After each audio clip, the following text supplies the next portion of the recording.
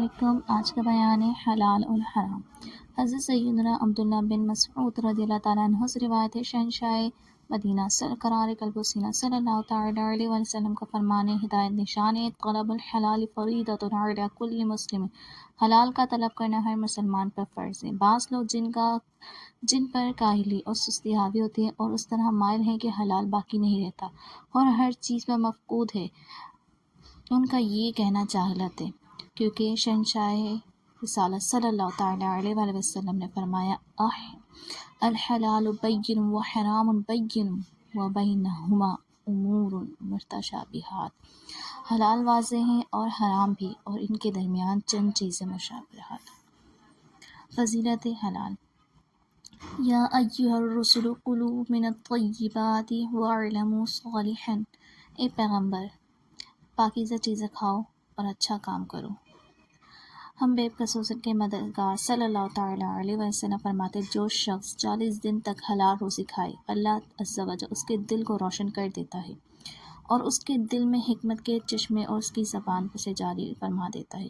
یہ روایت ایک اور روایت میں ہے، اللہ عز و جل اسے دنیا میں پاکیزگی عطا کرتا ہے۔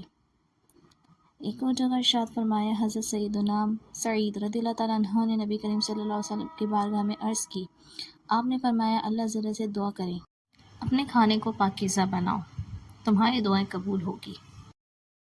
حلال کے درجات۔ دار و حرب سے لی جانے والی چیزیں حلال ہے، خواہ وہ کسی بھی طریقے سے لی جائے، کسی طرح شکار کے ذریعے، لکڑی جمع کرنے کے ساتھ، جس کا وہ مالک ہو، یا وہ چیزیں کانوں سے نکلی جائے۔ جو کچھ اہل حرب سے لی جاتا ہے وہ خمس یعنی 5واں حصہ نکالنے کے بعد حلال ہوتا ہے، جبکہ وہ بادشاہ کی طرح جنگ کی صورت میں حاصل ہو یا حد درک تک مٹی کھانا حرام ہے، اور اس کے بارے میں ممانعت کا حکم۔ حلال اور حرام کے درجہ۔ حرام سارا کا سارا حرام ہے، اور البتہ بعض صورتوں میں نسبت زیادہ خبیث ہے۔ حلال تمام کا تمام حلال ہے۔ پہلا درجہ حرام میں سے پہلا اور سب سے کم درجہ وہ ہے جس کے حرام ہونے کا فقہاء کا فتویٰ ہو۔ دوسرا درجہ صالحین کا تقویٰ، یعنی ہر اس چیز سے بچنا جس میں حرام ہونے کا احتمال ہو۔ تیسرا درجہ جسے فتوے کے روح سے حرام نہیں قرار دیا جاتا، اس کے حلال ہونے میں بھی شبہ نہ ہو۔ چوتھا درجہ وہ امور جن کا بالکل حرج نہیں اور نہ ہی ان کی وجہ سے حرج ہونے والے کاموں میں پڑنے کا خوف ہو۔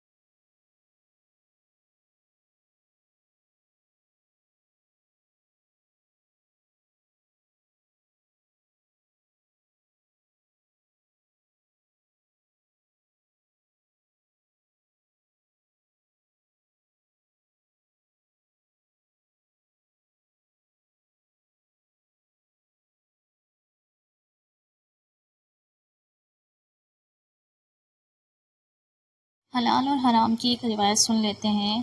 امیر المؤمنین حضرت سیدنا ابو بکر صدیق رضی اللہ تعالیٰ عنہ نے اپنے غلام کی کمائی سے دودھ نوش فرمایا، پھر غلام سے اس کے متعلق سوال کیا۔